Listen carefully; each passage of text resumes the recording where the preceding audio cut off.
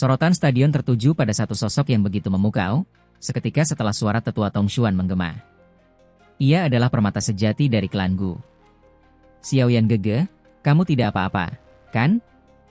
Sun Er sama sekali tidak menggubris tatapan ribuan pasang mata.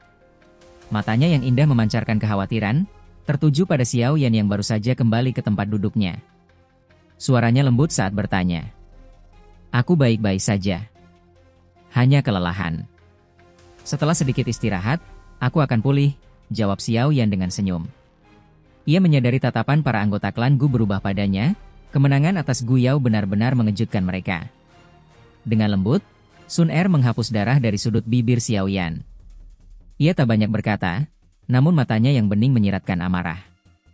Walaupun Xiaoyan menang, bahaya sempat mengintainya. Jika bukan karena teratai api pemusnahan yang ia ciptakan di detik terakhir, mungkin dia akan mengalami luka serius akibat jurus Gu Yao, jari penghancur senyap. Masalah ini belum selesai. Gu Yao, jika kau jatuh ke tanganku lagi, kau akan membayar mahal. Tangan mungil Sun Er mengepal erat sebelum akhirnya ia mengangguk kecil pada Xiaoyan dan melayang turun ke alun-alun, bak kupu-kupu yang mendarat anggun. Tetua Tongshuan memandangi wajah Sun Er yang dingin dengan senyum samar. Ia tertawa pelan, dengan bakat dan posisi mudik klan, hal seperti tadi memang tak bisa dihindari. Xiaoyan memang butuh rintangan seperti itu agar diakui sepenuhnya oleh klan. Semoga ini yang terakhir, jawab Sun Er datar. Tenanglah. Dia telah menunjukkan kemampuannya. Tak ada lagi yang akan memprovokasinya, ucap Tongshuan sambil mengangkat tangan. Di hadapannya muncul sebuah cakram bintang berdiameter 10 kaki. Sekarang giliranmu, Sun Er. Langkah Sun Er mantap menuju cakram. Ia meletakkan tangannya di atas permukaan bintang itu dan menutup mata. Saat tangannya menyentuh cakram, cahaya samar terpancar. Satu persatu bintang mulai menyala perlahan di cakram tersebut. Seluruh perhatian stadion tertuju pada cakram bintang. Setiap bintang yang muncul membuat jantung para penonton berdegup lebih cepat. 1, 2, 5, 7, 8. Semakin banyak bintang bermunculan, suasana makin menegang. Bahkan ruang di sekitar tampak bergetar. Aura kuat mulai terasa, tanda bahwa para tetua hebat klan Gu kini memperhatikan dari balik bayang. Saat bintang ke-9 menyala, suasana seketika hening. Aura berat menyelimuti seluruh arena. Garis keturunan tingkat 9, seru seseorang. Semua anggota klan Gu tampak terperangah. Bahkan para tetua seperti Gu Shan dan Gu Qian pun menggenggam erat sandaran kursi mereka, terdiam menyaksikan fenomena luar biasa. Garis keturunan tingkat 9 menandakan peluang besar bagi klan untuk mencetak seorang Dou Sheng, makhluk tertinggi dalam dunia ini. Sekalipun hanya potensi, dengan waktu dan pelatihan, kemungkinan itu menjadi nyata. Benar-benar luar biasa. Sun Er memiliki kekuatan garis keturunan tak tertandingi, bisik seorang pria berjubah perak yang mengamati dari kejauhan. Belum selesai. Jika hanya 9 bintang, para tetua itu takkan berkumpul begini, timpal seorang pria berpakaian hijau tenang. Ucapannya membuat pria berjubah perak dan pria kekar di sampingnya saling menatap. Jelas ada keraguan dan keterkejutan di wajah mereka.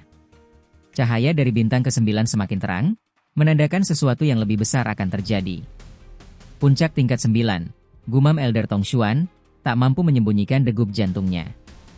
Tangan Sun Er bergetar. Darah mengalir deras di pembuluhnya, bercampur dengan cahaya emas yang menari dari dalam. Tangannya berubah seolah emas murni, dan cahaya itu menjalar ke cakram bintang, membuatnya bergetar hebat. Cakram mulai retak. Suatu kekuatan luar biasa memancar dari garis keturunan Sun Er, bahkan cakram itu tak sanggup menahannya. Semua orang terdiam saat melihat retakan menyebar. Kemudian, dari balik kegelapan setelah bintang ke-9, muncullah cahaya kuning keemasan yang lembut namun menggetarkan jiwa. Begitu cahaya itu muncul, waktu seakan berhenti. Suasana menjadi sunyi, semua aura menghilang, digantikan ketegangan. Lalu, cahaya itu berubah menjadi bintang ke-10 yang bersinar kuning keemasan, mengguncang cakram hingga akhirnya meledak.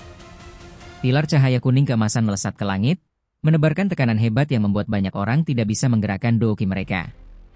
Itulah tekanan ilahi, tekanan dari makhluk tingkat tinggi yang membuat jiwa makhluk biasa bergetar ketakutan. 10 bintang, darah keturunan dewa. Para anggota klan Gu terperangah. Banyak yang langsung tersungkur, tak kuasa menahan tekanan luar biasa ini. Bahkan mereka yang kuat pun hanya mampu membungkuk dalam-dalam, tak berani menatap cahaya itu secara langsung. Xiao Yan dan rombongannya menyaksikan kejadian luar biasa itu. Bahkan para tetua seperti Lin Xiu tampak tunduk. Gu Yao sendiri hanya bisa menunduk, meski tidak berlutut. Gadis itu luar biasa. Garis keturunan dewa. Klan Gu benar-benar diberkati, desah Mang Tianqi dengan iri. Heh, sekarang kalian tahu siapa Sun Er sebenarnya, bukan? Ucap pria berpakaian hijau dengan senyum penuh arti. Nilai ilahi. Pria berjubah perak dan pria kekar saling berpandangan, tak bisa menutupi rasa getir di hati mereka. Walau sempat menebak sebelumnya, kenyataan bahwa garis keturunan dewa telah bangkit kembali di klan Gu, setelah 1000 tahun, masih sulit dipercaya. Pilar cahaya kuning keemasan itu perlahan menghilang dan kembali menyatu dalam tubuh Sun Er. Ia membuka matanya, tenang, tak terpengaruh oleh keheningan di sekitarnya. Pandangannya tertuju pada Elder Tong Xuan. Tak diragukan lagi, itu adalah garis keturunan dewa, bisik Tong Xuan dengan nada takjub. Ia akhirnya tenang, tersenyum bangga. Kemudian, ia mengulurkan tangan dan mencengkeram udara kosong. Sebuah pena naga pelangi muncul, simbol agung yang hanya dipakai dalam peristiwa terpenting klan Gu. Para anggota klan menunjukkan rasa hormat mendalam ketika pena naga itu terlihat.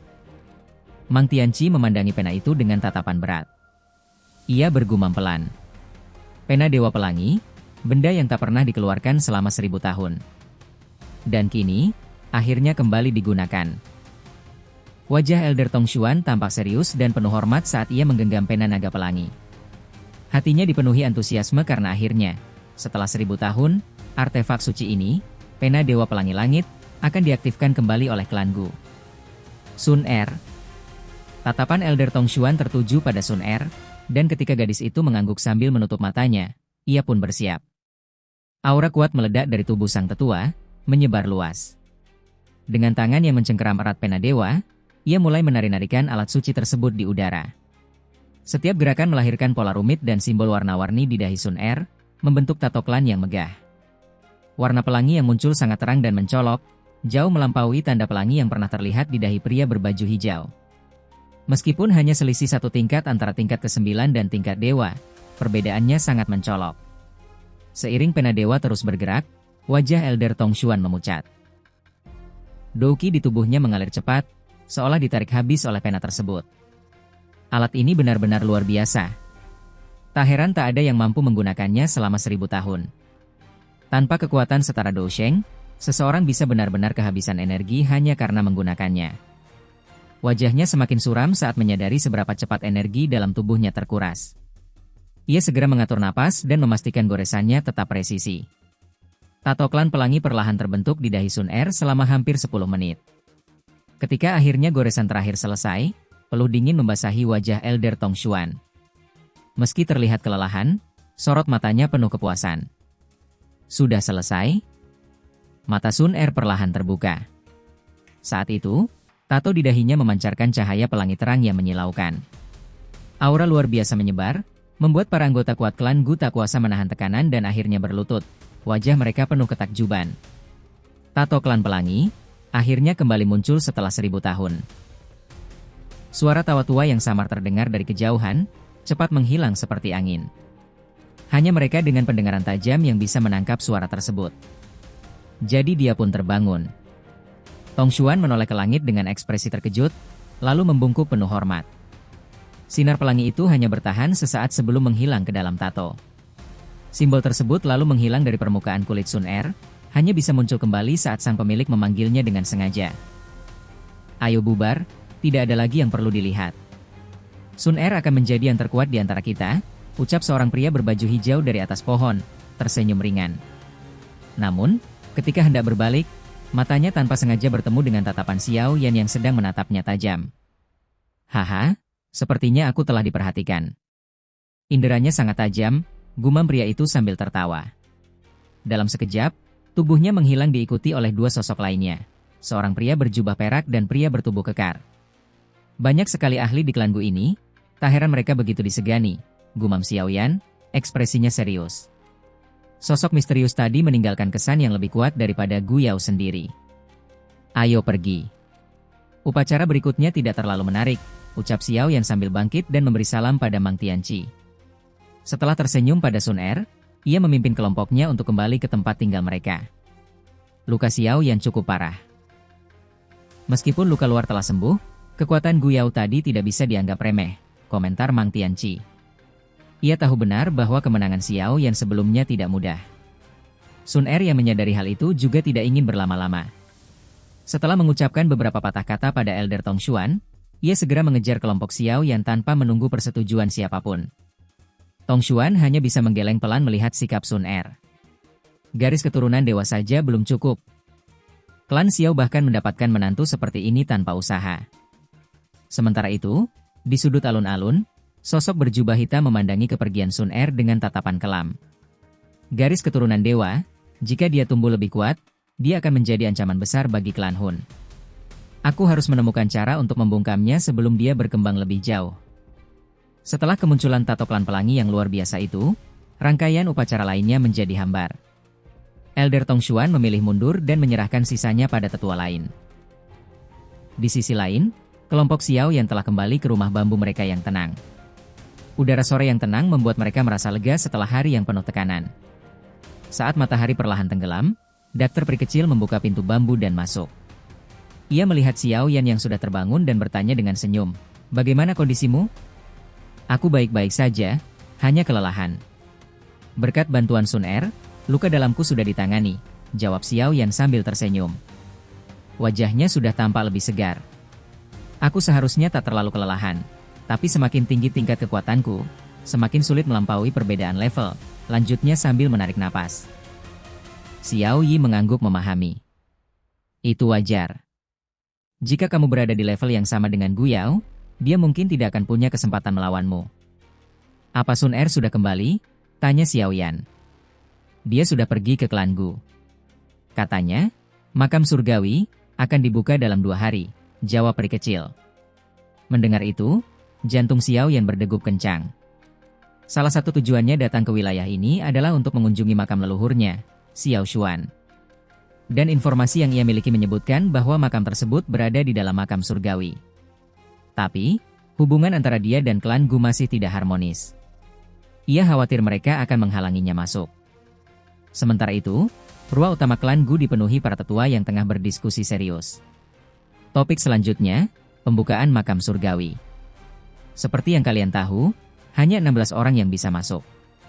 8 klan kuno masing-masing mendapat 2 tempat. Tapi karena klan Ling tak hadir, 2 tempat tersisa bisa kita ambil. Dengan begitu, klan Gu punya 4 tempat, ucap Elder Tongshuan. Namun, kita sudah merencanakan 6 peserta dari klan Gu, berarti 2 tempat masih kurang, komentar seorang tetua. Tempat milik klan Xiao selalu kita pakai selama ini. Tambahkan saja, jumlahnya akan cukup, kata Gu Qian. Tapi Xiao Yan hadir kali ini, sahut salah satu tetua dengan ragu. Klan Xiao sudah runtuh. Mereka tak lagi diakui sebagai klan kuno. Mengabaikan mereka seharusnya tak jadi masalah. Xiao Yan pasti mengerti, kata Elder Gushan dengan nada dingin. Beberapa tetua lainnya setuju, tapi Tongshuan tampak tidak tenang. Tiba-tiba, pintu ruang rapat terbuka keras. Cahaya pelangi memancar, dan para penjaga berlutut karena tekanan luar biasa. Elder Gushan, sejak klan Xiao pergi dari dataran tengah, tempat mereka diambil alih oleh klan Gu. Kini, salah satu keturunan mereka datang, namun kalian tidak mau mengembalikan hak mereka. Bukankah ini keterlaluan? Suara dingin menggema di ruangan, mengguncang seluruh aula rapat klan Gu.